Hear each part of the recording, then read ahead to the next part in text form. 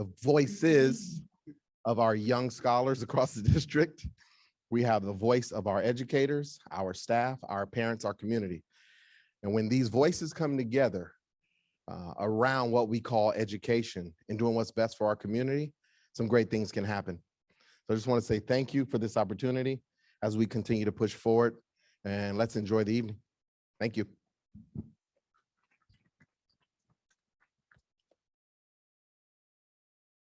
All right, and we know that we also have our Assistant Superintendent of Student Services, Dr. Rodriguez, who is not with us here tonight, but sends her regards.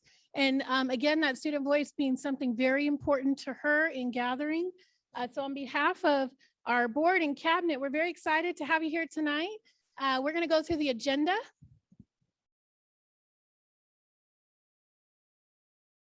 So tonight from 5:30 to 5:45, we have set aside specific time for you just to sit and settle. We know that it's a very rainy day out there. You might just be getting home and joining us virtually, so you need a moment just to get things together. So from 5:30 to 5:45, we will have time for you to eat, check in with each other, have some conversation, and then we'll begin our welcome. Our welcome will take place from 5:45 to 6 o'clock. We'll give you an introduction to our leads that help to implement the LCAP. I know you often see me here from Categorical speaking about LCAP, but it really takes an entire village and team that implement the program. So we'll have an opportunity for them to give a hello, wave to those who are here virtually and in person. And then we will begin the interactive input session. I'll describe the logistics of the in-person versus the virtual. Offering our hybrid has allowed us to pivot to be able to reach as many people as we can. So it'll look a little different in person than it will look in our virtual activities. So with that, we're going to give a bit of time here for you to enjoy each other's company, get some food. We're going to play a video while you are having some food. So you'll see that virtually and in person that celebrates Science Camp at our elementary schools. We have several school sites that were able to send in pictures. So we have a video that we're going to share with you showing our kids enjoying the life outside.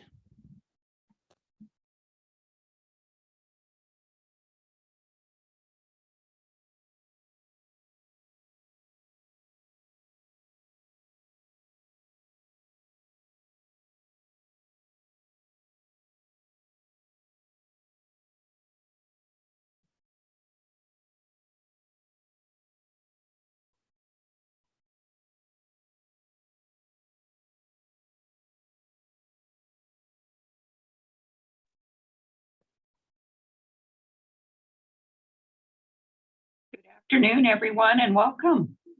Thank you for joining us virtually. I'm not sure if you can see the Science Camp videos, but it looks like it's my turn to start sharing and getting started. Not yet, Ms. Tagashi. Not yet, okay. You're okay. So we're going to just enjoy they can't the video. See the video. All right, thank you.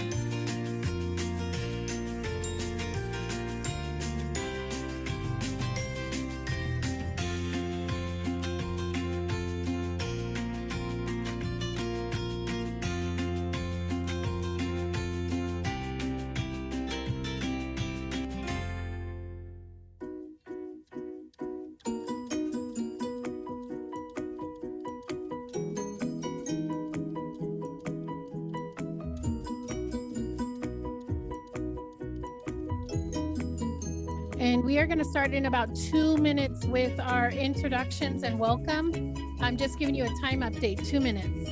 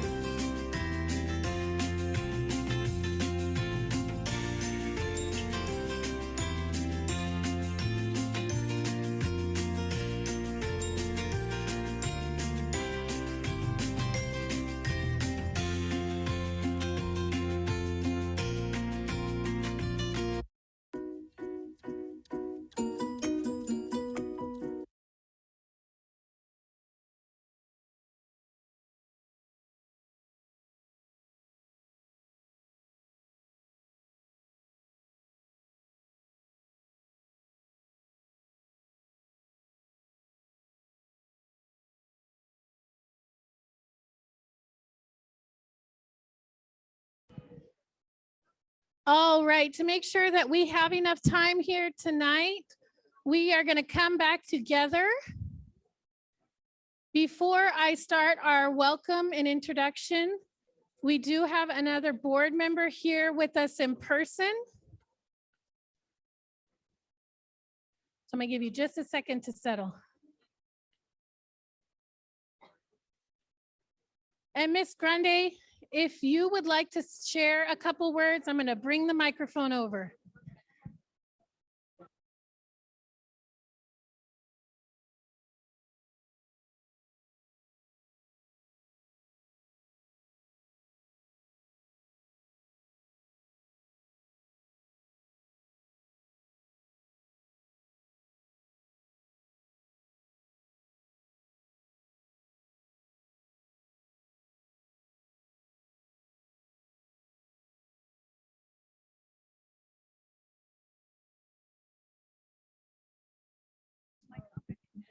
Just give it a welcome. Any words you'd like to share?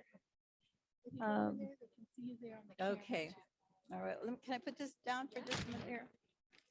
Just zoomed in.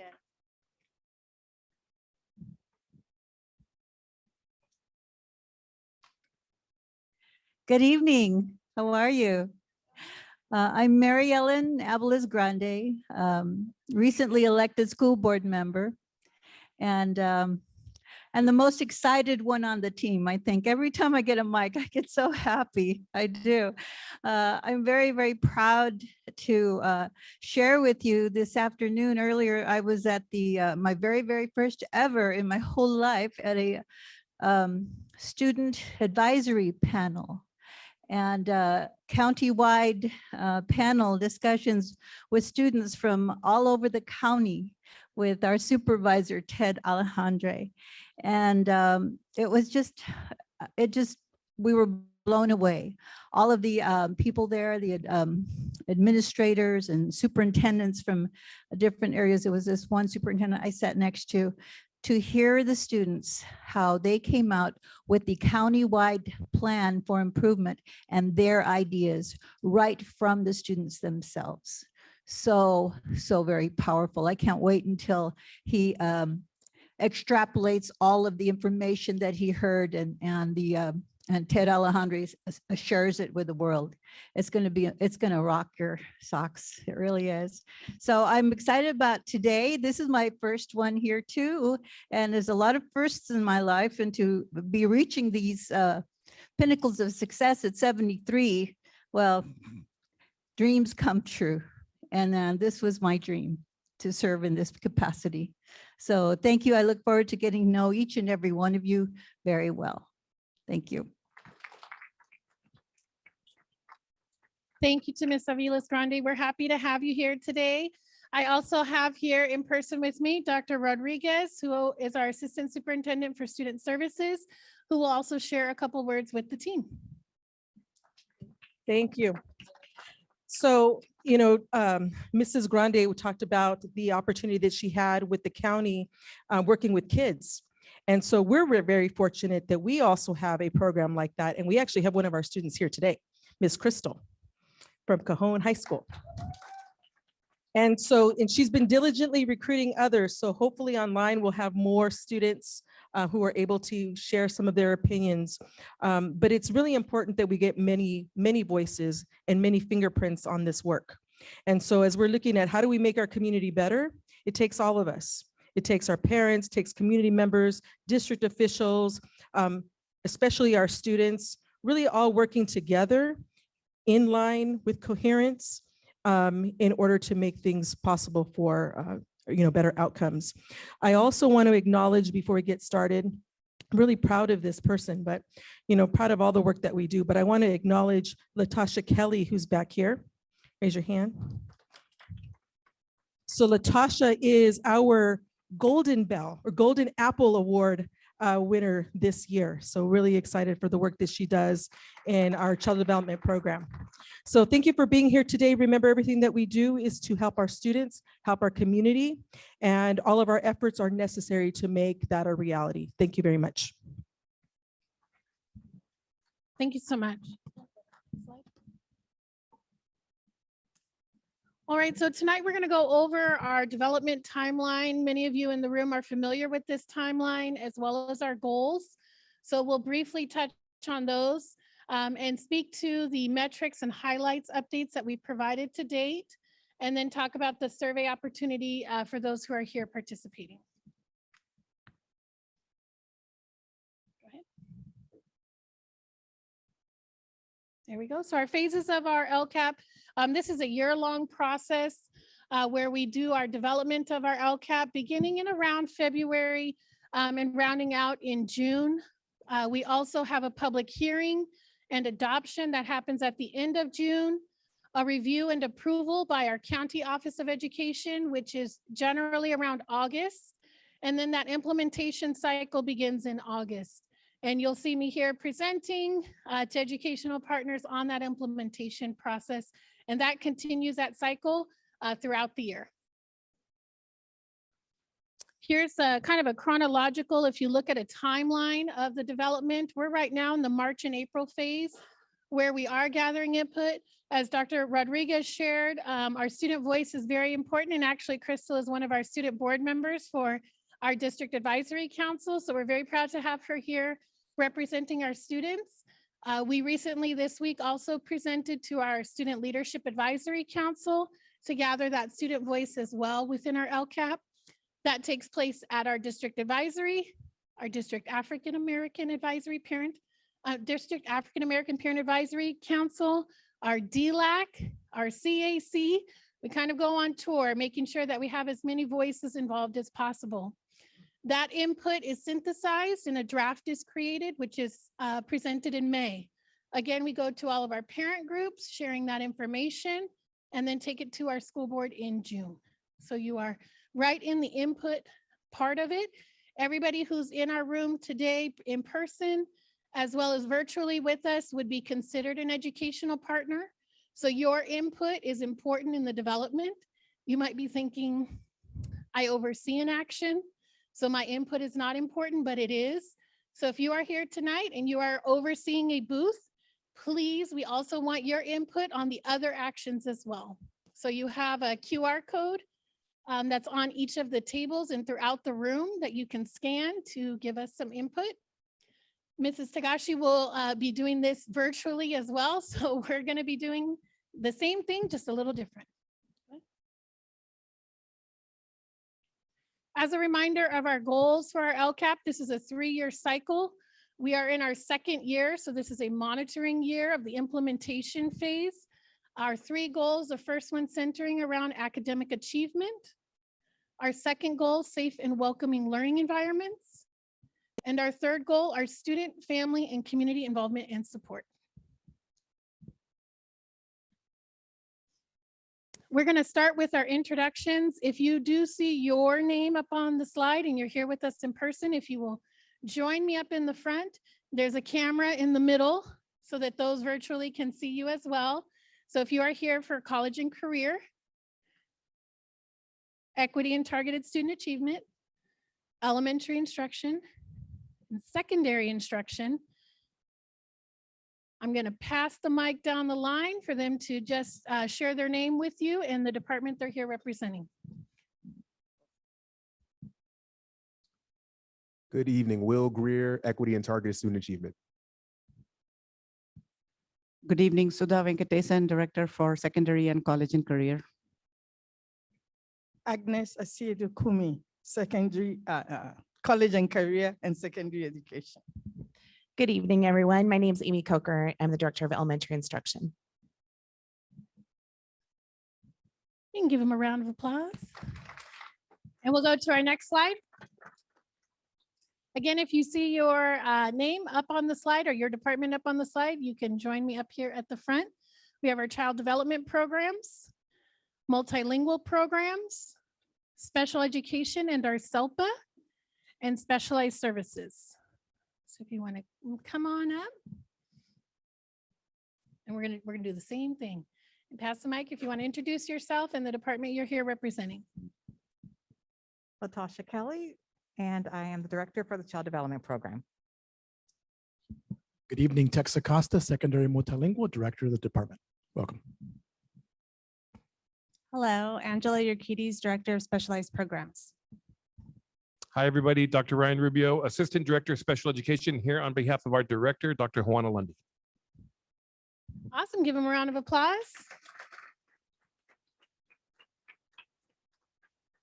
Next, again, if you see your name there on the slide, if you can come on up from Accountability and Educational Technology, Information Technology, Visual and Performing Arts, and our Science, Technology, Engineering, Arts, and Mathematics, also known as STEAM.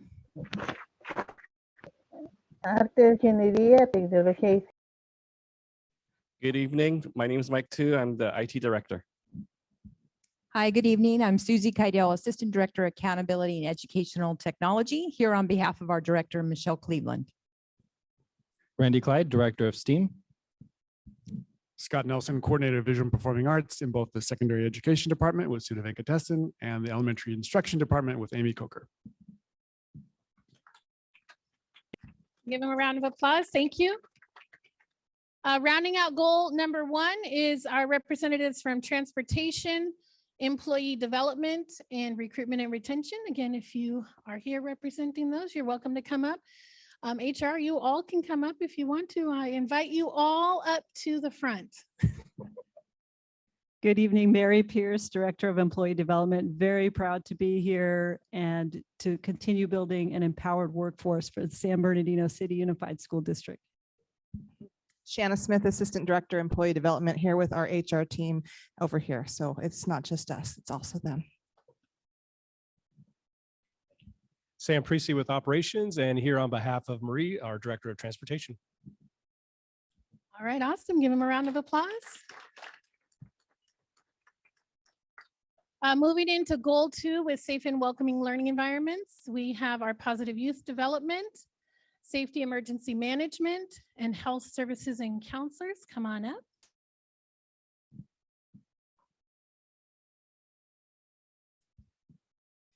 Good evening, everybody. Colleen Williams, the Director of Student Wellness and Support Services, so health services and counselors. And I am checking in for positive youth development. She is making her way here through the rain. We do not ask her to rush in those instances. So we do ask her to take her time, make sure that she arrives safely. But I am here representing Dr. Bikendova, just a little taller. Good evening, Eric Batir, Office of Safety and Emergency Management. All right, give him a round of applause. And we'll go to goal number 3, our student, family, and community involvement and support with communications and community engagement, enrollment and placement services, and family engagement. Come on up. Good evening, everyone. I'm Leonard Buckner, and I'm the Director over Enrollment and Placement Services. Good evening, families. My name is Maria Garcia. I'm the Communications Officer here representing communications and our leader, Ginger Ontiveros. Welcome, everyone. Beatrice Gonzalez, Director of Family Engagement. Thank you for being here. All right, we'll give them a round of applause. A very special kudos and my sincere gratitude to the communications team and to our AET team who is here supporting us to make sure we have our virtual option. It doubles our team. We have a team here in person and we have a team here virtually. So definitely kudos to them, Family Engagement, for supporting us to make sure we have interpretation for our families. So a special shout out and kudos from me. Thank you for your support.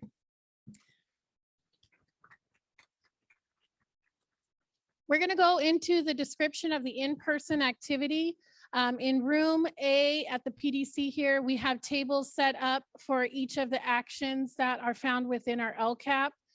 We have leads there that can answer any questions that you might have, but are really soliciting your input about how we can best serve our students and have the actions within our LCAP reach our students directly. So if you are a lead of a table, you will be at that table, but feel free to take time to visit our other leads to see some of the great things that they're doing. This is an opportunity for us to really showcase the great things that we have going on. If you're here in person, you can see the excitement. On the other side of the room, we have balloons. We have an active student artist who is actually painting throughout tonight's activities from our visual and performing arts team. So you'll actually be able to see her painting. We have a violinist who will be able to perform and provide some music for you. So we are representing here from academics to our students, to our families. Lots of information at each of the booths. Our leads have lots of information that they're able to share with you. There are QR codes, so we do ask that you provide that input. The questions will ask which tables you visited. There are numbers for each of the tables if you see them. You're able to check all the boxes. If you want to go to every single table, it's about 5 minutes a table. So we're going to have an auditory sound that goes off just as a reminder. You do not have to switch. If you're really deep into conversation and you want to stay with that table, I invite you to stay with that table. But if you are keen on speaking to each and every table, it's about every 5 minutes that you would rotate, okay? Again, if you're a lead, feel free to take time to visit our others and provide that input.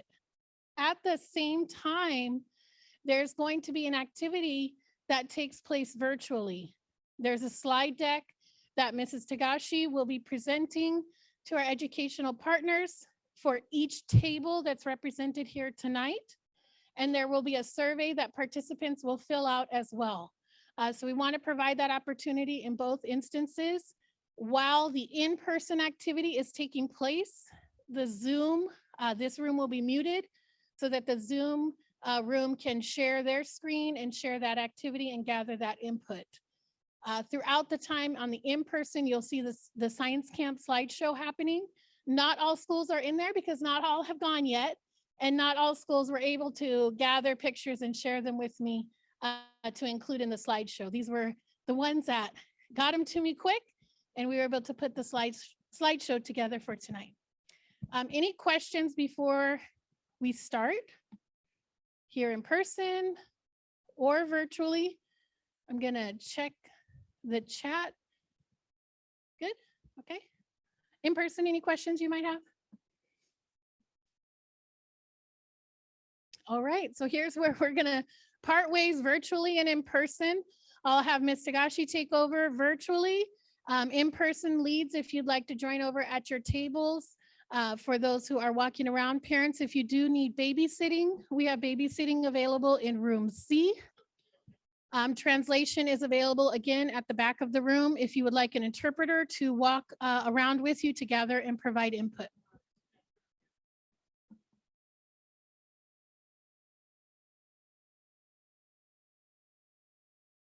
All right, good afternoon, everyone, and thank you for joining us this evening.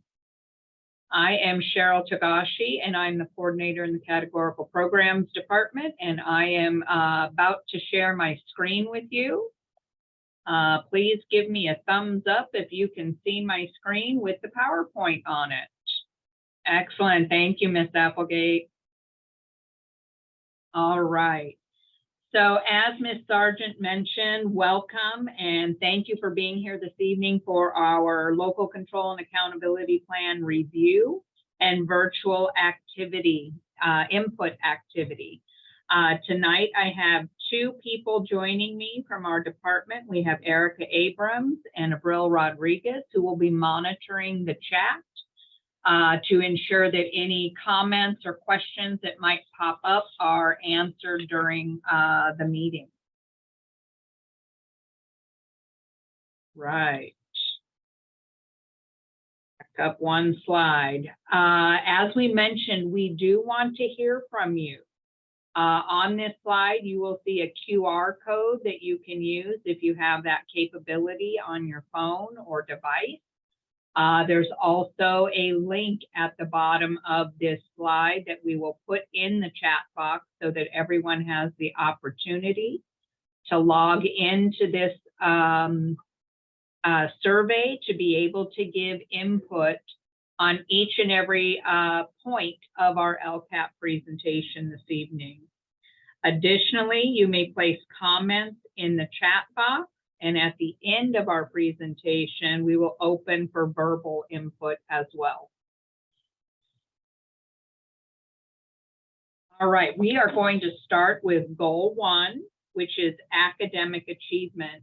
And on each slide that I'm going to present, there's going to be quite a bit of information relating to the activities and services provided in our district to help support academic achievement for all students, particularly our low income, foster youth, and English learner students.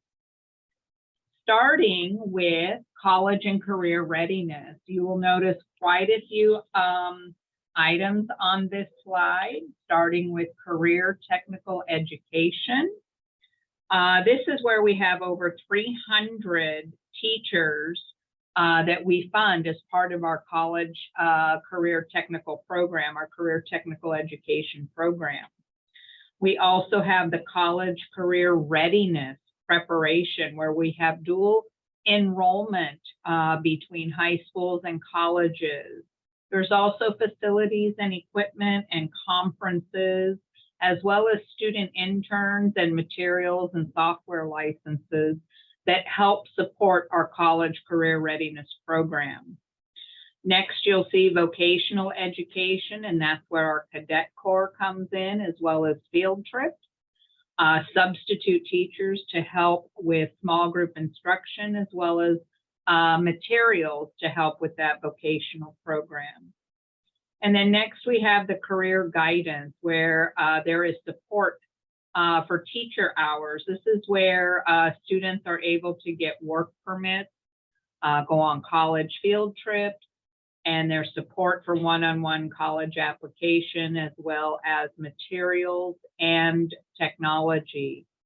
And as you complete your survey, anything that you might see within this these slides, please ensure that you make comments specifically on the things you feel are beneficial and that should continue.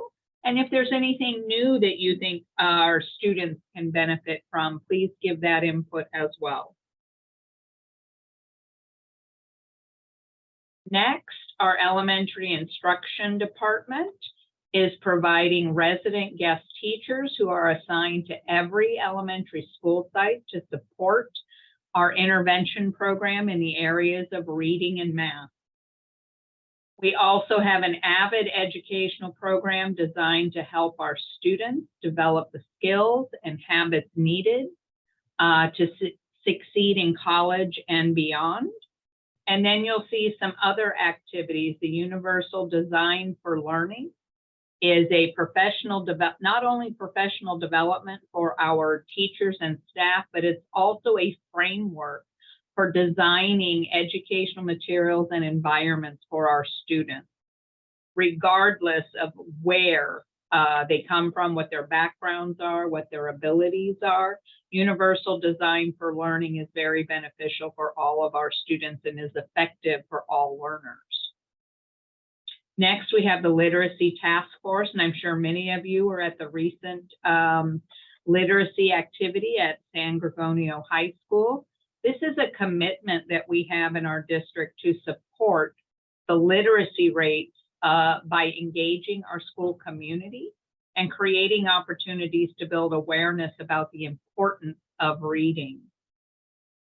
We also have our GATE education program in the elementary instruction office, and this refers to specialized programs that services are designed to meet unique educational needs of our students, our gifted and talented students.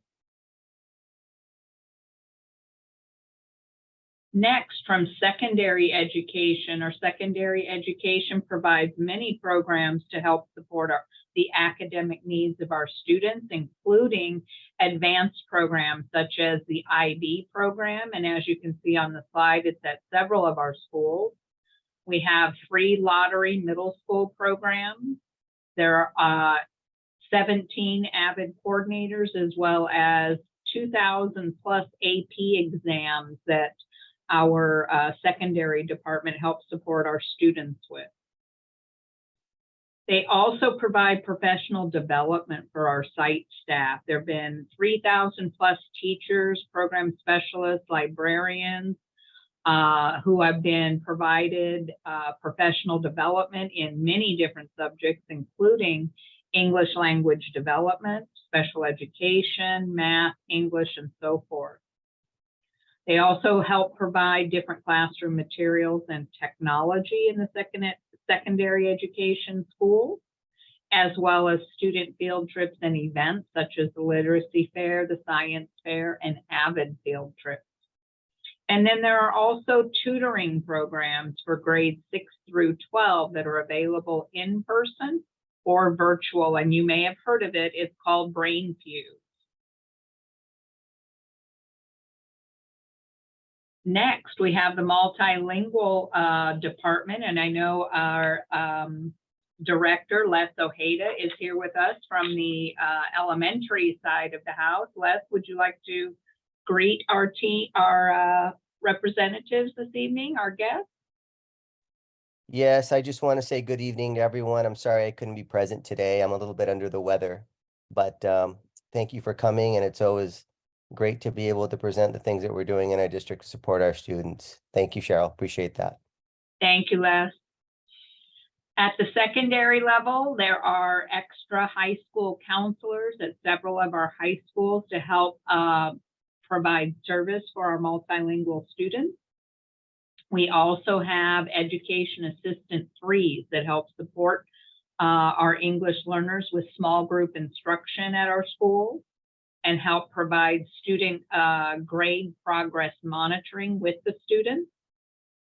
We also have our English language facilitators, or ELFs for short, who help monitor all of our English language learners to help ensure that they are on the path to reclassification.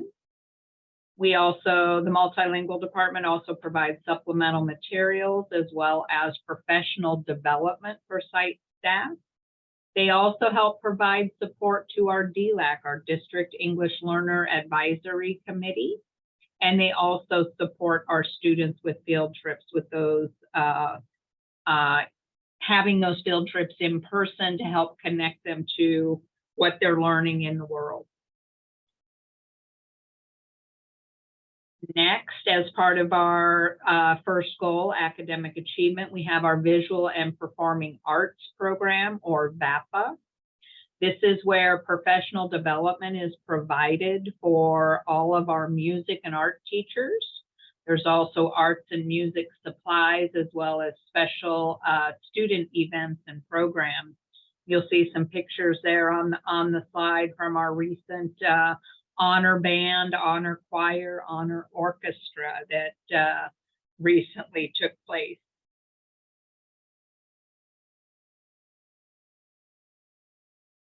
Next, we have our specialized services program, and these are the services provided to many of our students who may be in need of some extra service, such as our foster students and our homeless students. So this particular department helps provide tutoring and mentoring for our students. They also provide a youth summit for students in foster care and homeless situations. There's also a resource fair for our pregnant and parenting students that is provided by this department. Then we have backpacks and school supplies, as well as enrichment and college field trips.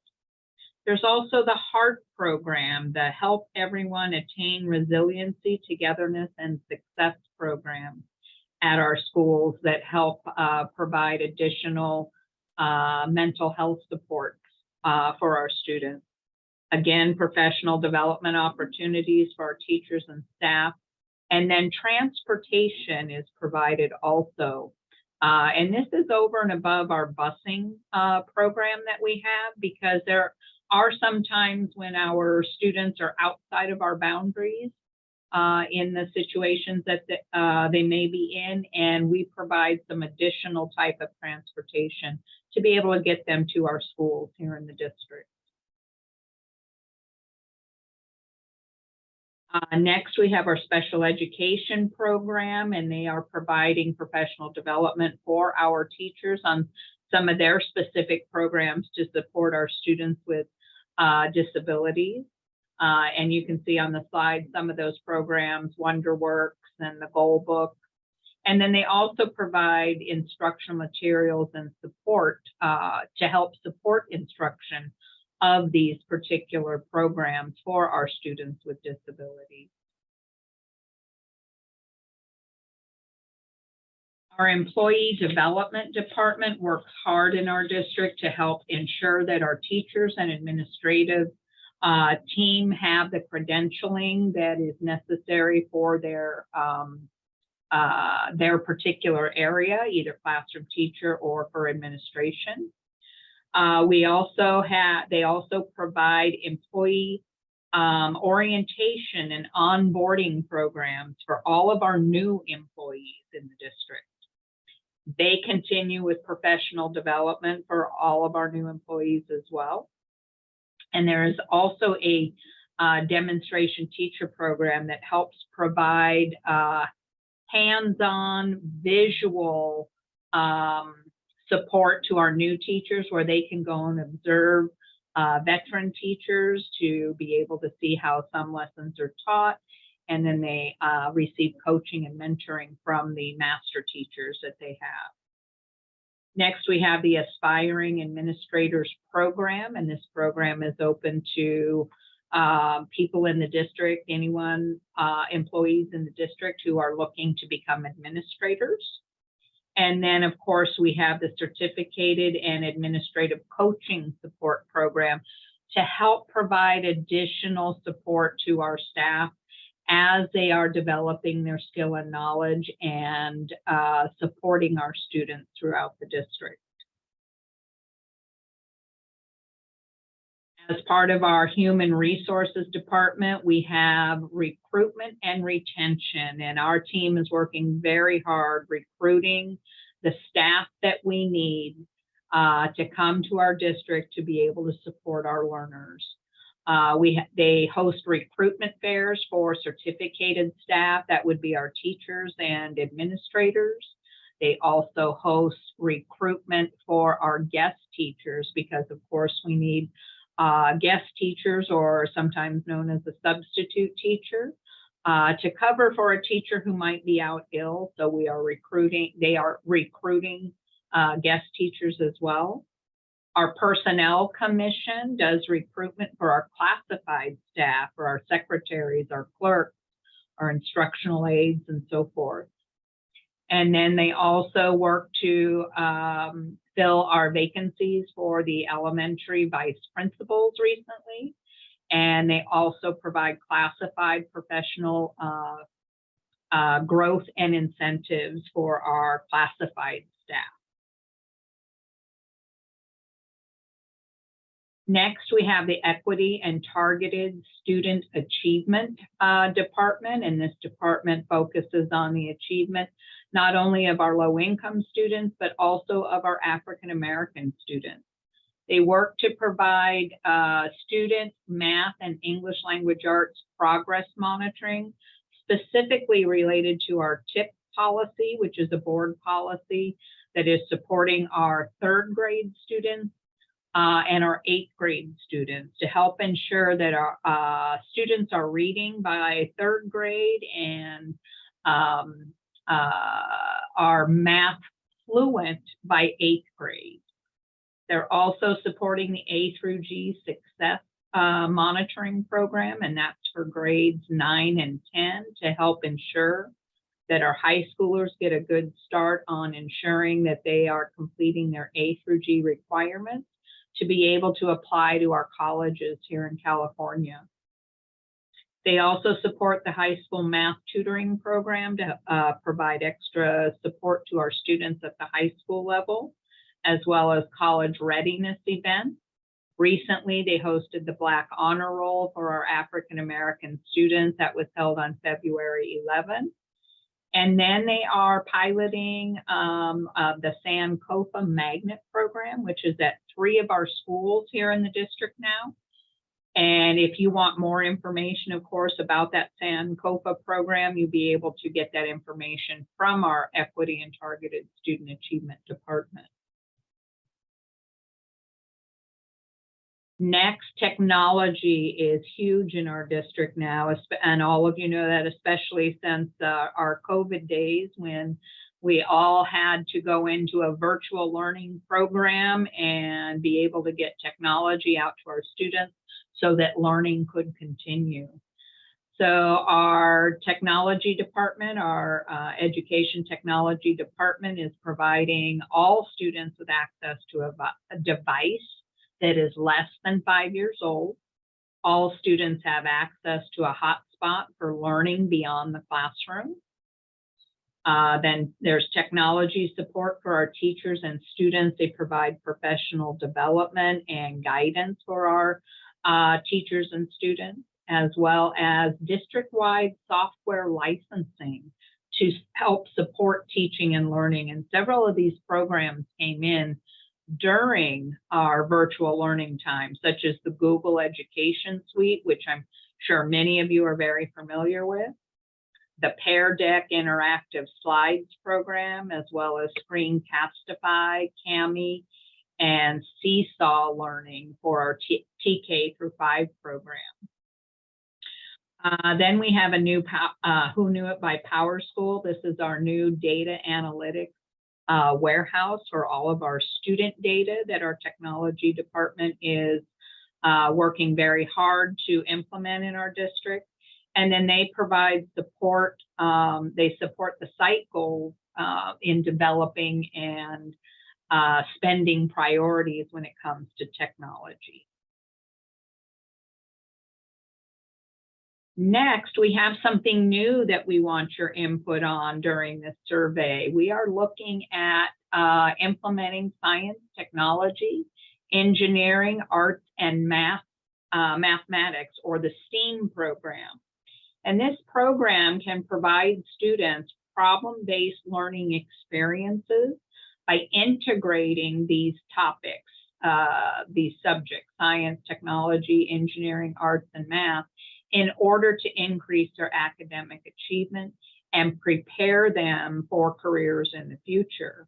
And so right now, our new director, Dr. Randy Clyde, is hosting a STEAM steering committee, which is in progress. They're putting that together to help develop a STEAM vision for our district. And We would like your input specifically on the STEAM vision. So in your survey, we have 2 questions for you here. Why are STEAM programs important? And what are some things you would like to see in a STEAM program? And don't forget, you can put some of those ideas in the chat box as well. But these 2 particular questions will be very important to help develop our program. Next, we have the transportation, and you're probably wondering, why is transportation in the academic achievement goal? Well, if we can't get our kids to school, then our kids can't learn and improve their skill and knowledge. So our transportation program provides busing for over 5,700 students for programs such as our dual immersion program. And to help support our low income or economically disadvantaged, our foster youth, and our magnet programs. And you can see the costs there on the screen. Our general education, it costs about little over $1,200 per rider for our students to be able to participate in that transportation program. And you can see down on the bottom there, the percentage of students at each level. Elementary and middle school are most of our students who ride the bus, and then we have a little over 1,500 at the high school level. So it's important that we have this transportation program to be able to get our kids to school so that they can take advantage of all these wonderful programs that we have. Before we go on to goal 2, are there any comments that you would like to make? I'm watching the calendar to make sure we have plenty of time for the next 2 goals.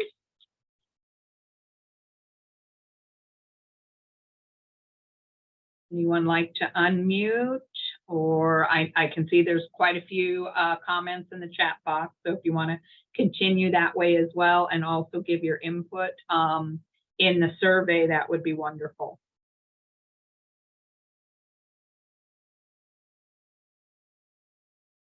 All right, we're going to move on to goal 2 now, which is our school climate and campus environment goal. And to help support this particular goal, our district is funding crossing guards to help make sure that our students get to school safely. So in collaboration with the city and the county, district has done an evaluation of our walking routes, the crosswalks, and the need for our crossing guards. And then we have a partner vendor with our city management. And currently there are 61 crossing guards supporting 44 of our schools. We have increased funding for the 23-24 school year to assist with the late start and anticipated needs that we have when our late start program begins next school year.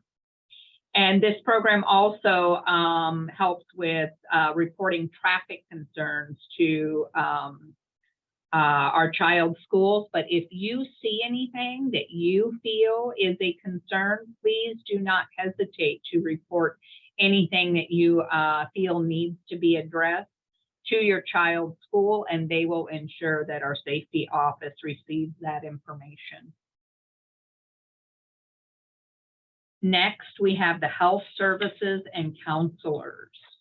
Very important to the health and well-being of our students. We have the physical health support, where we have 15 immunization clinics throughout the district that work with community partners. We have 67 dental events at our school, where students can receive dental care throughout the year. Then we have over 5,900 Hazel Health visits. That's where our families can get medical support through Hazel Health. And then we have the mental health support provided. We have our counselors, our school counselors, who provide over 4,000 lessons every year in our classrooms. They also support with small group counseling and social emotional learning, as well as suicide risk assessments. And you'll see the numbers there on the screen of the supports that have been provided so far. Then we have 62% of our kindergarten through 8th grade students have received specific training on bullying prevention instruction. And that continues to be continue throughout the year. Then we have students receiving the heart mental health therapy, and you'll see the amount of students on the screen there. There's 72 receiving that particular support. And we also have over 1,000 students receiving Victor Community Support Services for mental health therapy as well. And those are the services being provided at this time. Our Positive Youth Development Department is the department that helps our students and families improve their attendance and be able to help reset and get started with improving so they can get to school and receive the education that we are providing. There's also attendance recovery and Saturday school for our students who are in need of improving their attendance, and their academic skill and knowledge. There's a program at the high schools also through Young Visionaries called the Search Program.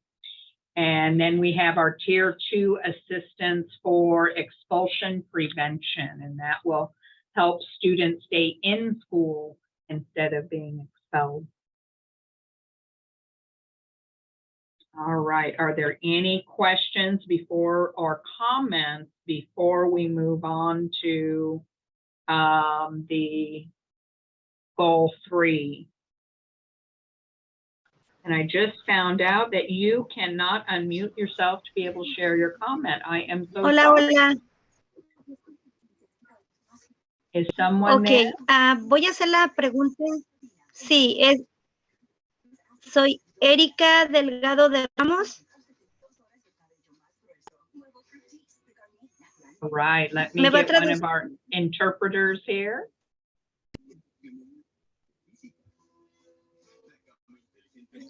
Hi, we do have an interpreter here. Excellent. Hola. Hola.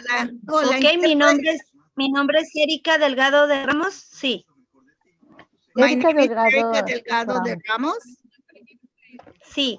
Mi pregunta es sobre los servicios de Victor Community. My question is in regards to the services of Victor Community. Okay.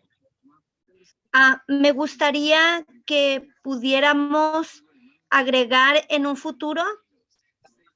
I would like for something to be added in the future.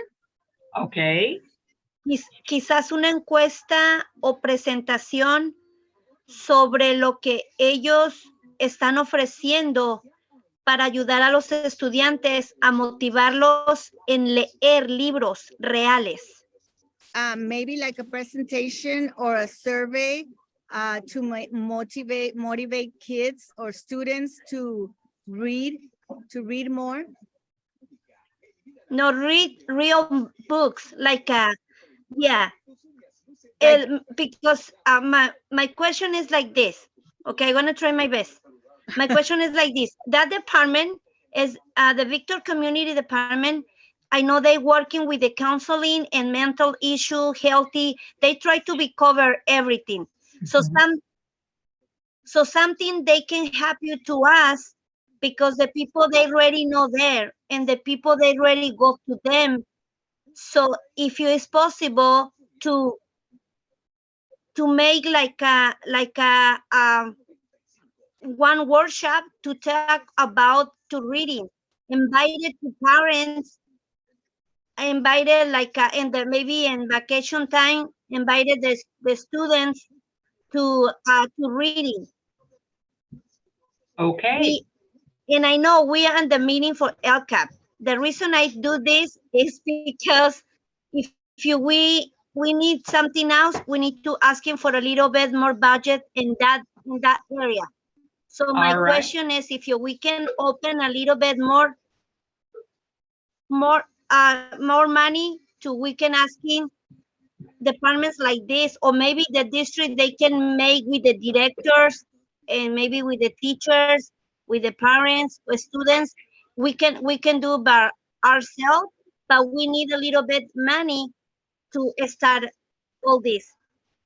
Excellent. And we have written that down. Thank you. Thank you. Very much for your input. And that input is extremely important.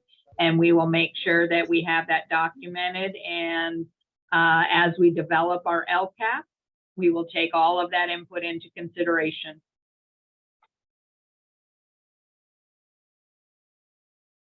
All right, just so you know, if for some reason you have trouble unmuting, please make sure you put your comments in the chat box because we are recording all of those as well and taking those as well to our input sessions. Next is goal 3, and this is our student, family, and community involvement and support goal. Ms. Togashi, can I Yes. interrupt for a minute? We do have a question from Ms. Para, and she's asking who makes all these goals that we're hearing from our LCAP money. And so I did want to make sure that our viewers or those that are online with us understand that this is part of the process to really write those goals. So we take information during that cycle when we open up to ask for different considerations from parents for different ideas. We look at our data. So that's like number 1, we look at our district data for academics, social emotional learning, safety. So we pull together quite a bit of data to really see where the needs are. We begin with that, but then we are very, very careful as we are now to make sure to include voices from all of our educational partners, our students, our parents, our community members, city business owners, everybody who really is involved with our district. We make sure to get input, and then we discuss, as we are now, how those goals are written. So we're in year 3 of our cycle, which means that coming up, we will be starting that process again where we start getting the input. As you can see, we're doing it now, but we'll start looking at data again, and all these different things contribute to how we set these goals. And we bring the goals in draft form to our parents, to our teachers, and to make sure that everybody feels that those are the right goals for our district. So it's not just like up here at the district office, we're doing that. We really take everybody's input and we look at the data. What does our data say about academic achievement in language arts, math, language development, those things. So I don't know if you wanted to explain that a little bit more, Mr. Togashi, or if that's good, but I hope to, in the chat, maybe our participant can see if that answered the question for her. But I just wanted to make sure that she understood it was a very collaborative effort based on data and on what we see the need to be. Thank you, Mr. Applegate. I don't know if you can hear me. Can you hear me? Yes, I can. Okay. Yes, thank you for explaining that more. And I understand that afterwards too, I'm glad I asked for the slides too, because I like to review where everything's at to be able to put my input, because one, I consider myself, I did have my daughter in the past, with our district as well. I'm an employee with our district in special ed. And I know I'm an advocate, a huge advocate for dyslexia. So I see that gap that we need to close that with our students here. And I don't know what happened with the whole, like I would love in the future for our elementary general teachers as well as RSP teachers to learn Orton Gillingham, to be more structured in phonics, because I just feel like our students need that to be able to close that gap before they move on to secondary school. And I know Dr. Lundy was kind of working on that, but I'm not sure where it's at right now. But that's one of the, for me too, the money, something I would like for our students to be able to start learning so we can start closing this gap before they get into secondary school, to teach the general teachers on top of RSP teachers about Orton Gillingham, because I know RSP teachers, they pull them out during their IEP minutes. And that's the perfect time to teach those students how to read, how to break down the phonics, to be able to read, because I had my daughter, she was an RSP student. So there's a lot of things that I saw that I want to bring with with our school. Right. Second, go ahead. I just wanted to respond to that piece before I forget. I do you brought this up before. I remember we discussed it. We talked about dyslexia and how we could do a better job with that. So what Dr. Lundy did take up and what she is doing, not in the LCAP, because the LCAP is very specific about certain things that we need to, and populations that we need to meet the needs of. But we do have Dr. Lundy working with our Director of Elementary Instruction, Amy Coker, with our early literacy funds on, they're looking for, and maybe this is something you could help with, an assessment for dyslexia. They're looking at different strategies and ways that we can close that gap. And so I know she's working with Ms. Coker on that, not in this particular, with these particular funds, but they've identified that in early literacy. And that's going to be part of our whole early literacy push. So I know that they did move forward, because I remember you did bring that up and we talked about it. And I'm sure that Dr. Lundy is working with Ms. Coker on it. So I'll try to get an update for you and I'll let you know. Yeah. Okay. Yeah. If you can, if you don't mind, I would love to. The second one, I wasn't sure if this could go with the LCAP. What about, I know we have the funds for transitioning, which is for the whole, with our whole students here. But what about when they're, if I work on the CIP, do we get funding for like vans or anything? Would LCAP run into that or no? It's difficult with LCAP funds because these are really designated as supplemental funds for our English learners, our foster youth, and yes.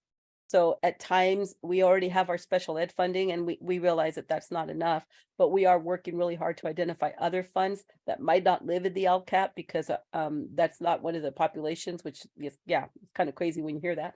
But we are trying to identify other funds where we might do things like that. And we have bought vehicles for other programs with other funding. So that is something that we can bring up. But if you put it here, go ahead and list here and put down whatever suggestions you might have, because then we take those. And if this isn't the appropriate funding, then we find the appropriate funding. Okay, great. Thank you. Thank you. And thank you, Ms. Applegate. You did a great job. Yes. All of the input that we're taking right now will help support our LCAP, not only as we're finishing this 3-year cycle, but also in the development of our new 3-year plan that will begin next year.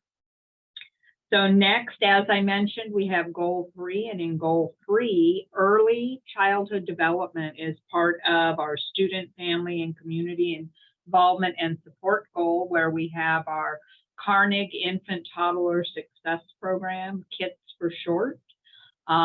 We also offer nurturing parenting classes, and you can see the information there regarding those. 2 16-week classes are offered in English and Spanish. And then the KITS Club itself provides a consistent venue for parents to be supported, learn about and engage with our district child development program, and develop peer-to-peer support networks. And then you can see some additional information there about the KITS program and some of the giveaways like free books, and people can sign up for ABC Mouse and Frog Street. This helps parents and children start their on the pathway of education at home as early as 2 and 3 years old. So again, Infant Toddler Success Program is a huge piece of our parent-family engagement goal. And let me get, next we have our communications and community engagement component of this goal, where weekly and monthly publications are sent out electronically via our Parent Square. They go out text and email. We have social media, website, and then we also mail home specific publications as well. Our communications and community engagement also help organize monthly food distribution and medical outreach events throughout the district. They also help develop, provide development of a grant funding opportunities for our schools and students, resulting in additional resources. We have had several grants written that brought in, you know, thousands and thousands of dollars to help support our students. And then there's expanded interpretation and translation services, in particular, to help not only support our parent Meetings such as this, we have our interpreters here in our meetings, not only virtually, but in person, but also to help provide services for IEP meetings, parent-teacher conference meetings, assemblies, showcases, department workshops, and of course, translation of documents and more. So it's a huge piece to help support our families. Then we have our family engagement department itself. And this department does a fabulous job working on capturing parent voice through our parent advisory leadership meetings, our superintendent parent advisory council, and our Pacific Islander parent committee. They've also revamped the parent university family workshops that they are providing. And if I'm not mistaken, I thought I saw recently a parent training specifically on dyslexia to inform parents about dyslexia. Yes, you are correct. Good. They've also added staff to help do all this work. There are 73 parent volunteer workers being hired, if they haven't all been hired already, to help support the school sites with getting parent volunteers to help work at the site, volunteer their time. And then they've added 2 elementary program specialists, and one assistant director will be hired to the department as well to help with all of this work. They're also have developed a system to identify and train the parent volunteer workers to help support at the site, as well as collaborate with various sites to establish family resource centers throughout the district. And right now, collaboration with administrators is occurring between the family engagement and the administrators at the school sites to develop a site-based family engagement plan for each individual site. Because of course, there are many similar things that sites need, but then some sites need some unique things as well. So our family engagement office is helping our administrators with that.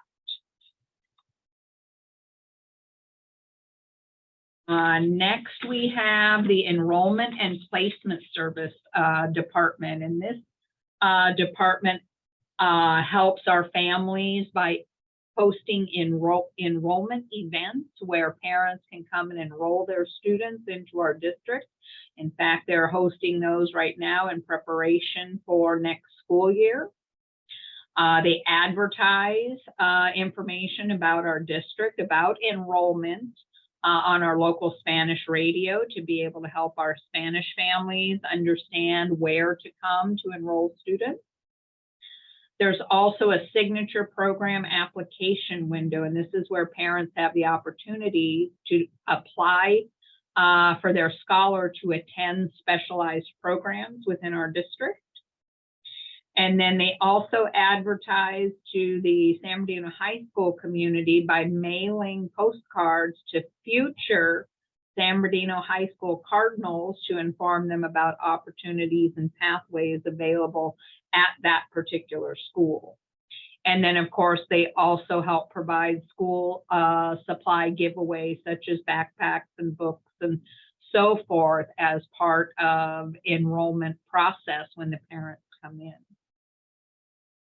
to enroll their students. And so that takes us to the end of our 3 goals and the information that we are currently providing as part of our 3 goals in our local control accountability plan. Are there any questions or any input you would like to give verbally at this time? We do have a few minutes to be able to take some comments. Don't forget also, we have the chat. You can write your comments there, and of course the survey as well. And I know that the survey link has been placed in the chat box several times. I'm going to stop sharing the screen now so I can see you all again. But are there any comments at this point that you would like to provide in addition to what you've already provided? I'm sorry, this is Miss Parr again. Hi. So I had a question regarding the IEP. I understand that you guys do have translations, you know, when they come into a parent IEP. How Correct. many do we have within our district that goes to school sites to translate? Because I know there's a couple at my school site, and so that's one of my questions. Two, my second question is, I understand that IEPs, you know, what's that system you guys use, the SACE?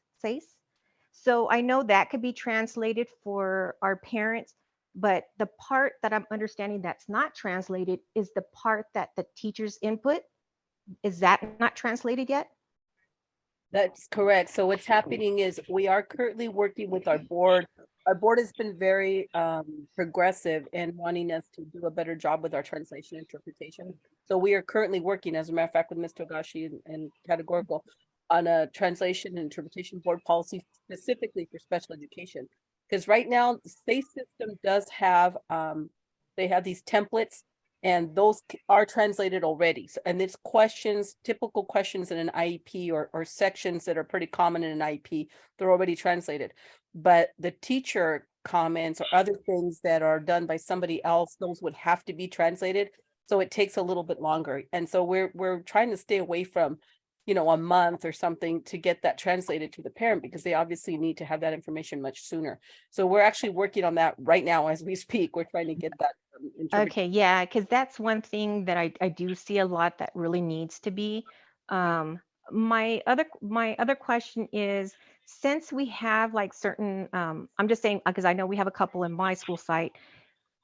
I was wondering, since they do translation, and I understand because we work as a paraprofessional as that, and I know we're only guaranteed like 6 hours.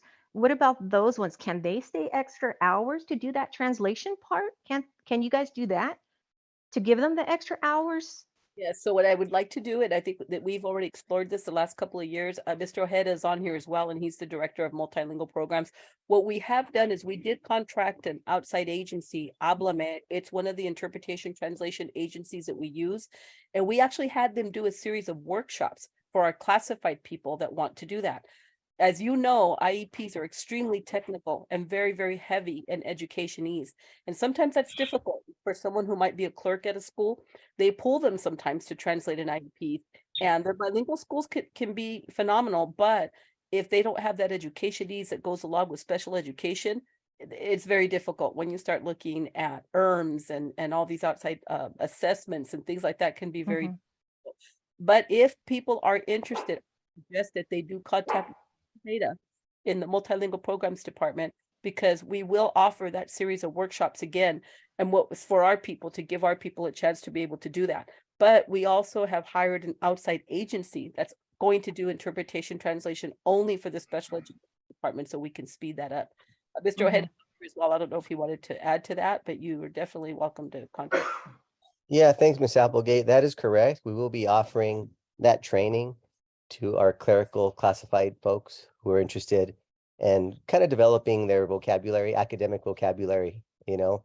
Like Ms. Applegate said, it's sometimes if you don't know education, you don't know a lot of the terminology in another language. Sometimes in English, we have so many acronyms, it's hard to keep track of them, right? And so it's very important that they keep up with the current trends and current programs that are offered. And so we will be offering that program. In our department, we do have 2 interpreters that solely work for our department, and they attend as many IEPs as they can possibly attend, and do work within the English learner and multilingual programs area. But as Ms. Applegate said, 2 interpreters isn't insufficient for a district of 45,000 students. So we do have outside agencies that help to support our students, and that's something that I think has been a big support this year. Okay, so I could let my the people that I know that do the translation, let them know that you guys do training in that. Now, is this something that's going to be extra that they could get, as in, you know what I mean, the extra hours versus this, or does it have to be within their time frame of their 6-hour work hours? The school sites sometimes try to do it within their school day because IEPs usually take place during the school day. But I would absolutely say if it's something that's going after school or before school, they can be compensated for that. Absolutely. Okay, because that's something, be good. I mean, trust me, I wish I understood and spoke Spanish to help you guys. Thank you. Thank you. And another tidbit there, our communications department, it also works diligently across our district. We have Mr. Alvaro Garcia Escobar with us this evening, as well as 2 other interpreters sitting in our virtual meeting to help support us across the district as well. And they help facilitate those translators to go out to sites and so forth when sites need that additional support. So I can see that Miss Eaton, Martha Eaton, has put the LCAP presentation into our chat, so you have the opportunity to download that document. That's our slide presentation. Are there any other comments or questions you may have? We have about 5 minutes left before we finish this evening. Again, please don't hesitate to put any questions or thoughts into the chat box and into that survey. And I'm looking at the chat box right now. I'm trying to follow up on some of the questions here. One of them is may I take the survey after I watch the slides? Absolutely. Absolutely. You can complete that survey at any time. All of the slides have been presented. And let me see if there's anything else that we have not addressed here. I know some of you had trouble getting in. I think our internet, to our Zoom link may have been off a little bit because of weather. We apologize for that.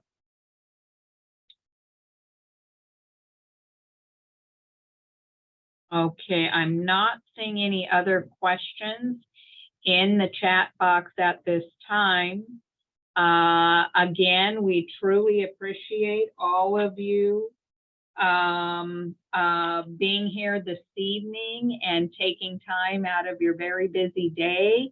I'm sure you'd want to be curled up on the couch right now, enjoying your evening, staying warm. Thank you again for joining us and have a wonderful evening. We'll see you again soon. Thank you, everybody.